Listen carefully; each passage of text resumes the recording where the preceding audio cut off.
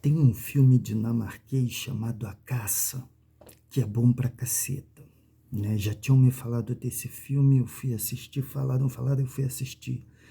Mas eu já assisti uns outros filmes dinamarqueses e dizem, né, a boca pequena, que os dinamarqueses é que estão fazendo os filmes, né, é, mostrando a realidade, né? E eu já tinha visto outros filmes dinamarqueses. Eu vi um filme dinamarquês que é sensacional, que uma mulher que toca violino, né? Ela é uma musicista, música, né? Ela é casada com um cara e o cara trai ela. E esse filme é sobre ciúme e vingança. É um filme sensacional. Eu já vi duas vezes. Esse filme está na Netflix, né? Agora, esse Acácia é muito bom, né? O Acácia, ele é sobre uma falsa denúncia, né? Falsa denúncia, né?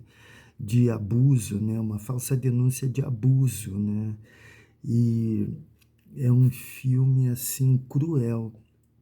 É um filme cruel e vale a pena procurar esse filme, A Caça, porque esse filme desconstrói o que nós, todo um discurso hoje que está estabelecido, né, na sociedade, que é um discurso que ele não dá espaço para algumas nuances.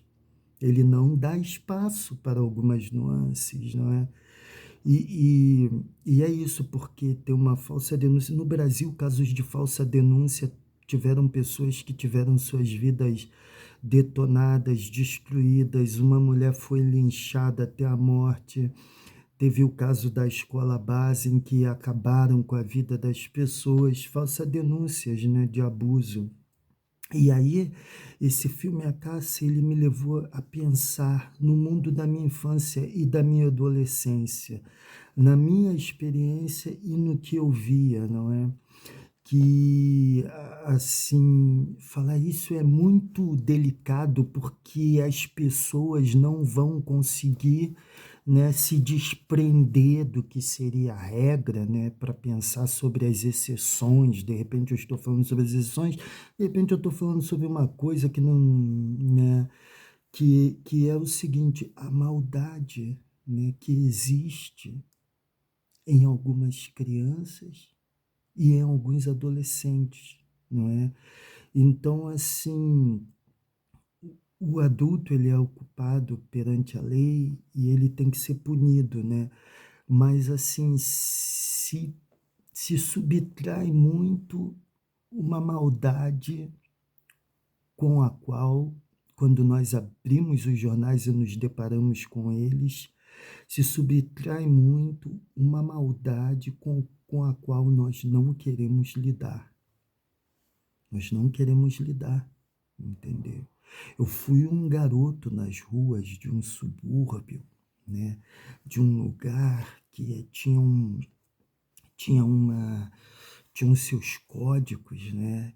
E eu fui um garoto e eu tenho uma experiência que eu posso falar que é minha, mas que é de outros garotos também, que quando, né, eu vejo que uma professora ela se embola com um aluno, né, com um aluno, e ela é punida por isso, eu penso assim, mas talvez esse aluno,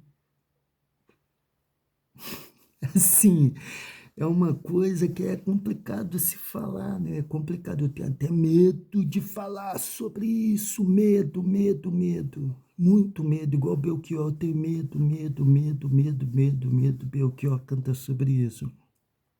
Mas eu tive uma experiência diferente, né? Eu vi a coisa por um outro ângulo, se é que vocês me entendem, em que né, eu era, vou falar de mim agora, eu era um garoto, né, doido para ter algumas experiências, não é? Algumas experiências. E quando me levaram para ter uma dessas experiências, um pouco antes de eu completar meus 15 anos, eu fiquei feliz da vida. Então eu sou uma exceção. Mas elas existem, existem as nuances, né? Eu tô falando desse filme A Caça porque, né, vocês vão compreender quando vocês assistirem o filme, mas assim, não se pode falar sobre isso, não vamos falar sobre isso, sobre maldade de alguns adolescentes e menores, eu não sei, que é isso, tá louco? Você tá louco? Você pirou? Você bebeu? Você bebeu? Não, não, são todos vítimas. Todos vítimas, nenhum deles nenhum dia sonhou com a professora, isso é mentira, entendeu? E aí existe uma paranoia coletiva que foi criada a partir de certos acontecimentos, é porque hoje nós temos mais acesso à informação, e isso é ótimo, não é? Nós temos mais acesso à informação, então nós não toleramos coisas que aconteciam no passado, mas ao mesmo tempo existe uma paranoia de um controle total que ela não é verdadeira. E o mundo da minha infância, da minha adolescência era fantástico. Eu nasci num lugar, eu vivi num lugar fantástico. E ele tinha os seus próprios códigos, ele ainda tem, independente da opinião pública, do que dizem né? Ele tem os seus próprios códigos. E nós tínhamos um vocabulário sexual muito rico, que hoje em dia ele é condenado, entendeu? E eu lembro desse vocabulário, eu lembro desse imaginário. Esse imaginário hoje ele é sufocado, se é que vocês me entendem, né? Ele é sufocado. E eu passei a perceber isso, até quando eu fui a outros lugares, quando eu comecei a viajar, como eu comecei a lidar com outras classes, eu me sentia assim, congelado, né? Porque aqui não pode falar sobre isso. Não se fala sobre isso aqui. Aqui você não fala isso. Você não pensa isso. Você não sente isso. E aí nós vamos aprendendo, vamos nos moldando, nos podando.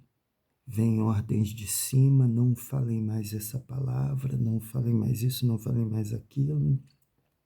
Se condena, não é? E a gente para de ver a nuance e perceber algumas coisas, né? Tudo nós, né, levamos para um lado implacável, né? Que às vezes as coisas não são bem assim. Bom, mas tem que falar por código, tem que falar por código, para não ser punido, não ser torturado, não ser lixado, não ser preso, não ser morto em praça pública. Tem que falar por código. Proíbam. Eu sou a favor que proíbam o livro. Lolita tem que ser proibido, né? Mas, enfim, esse filme A Caça é sensacional. Assiste esse filme antes que censurem ele, antes que ele seja proibido, porque ele vai ser proibido. Ele vai ser proibido, ele tem que ser proibido, esse filme A Caça, filme dinamarquês, A Caça. Assista.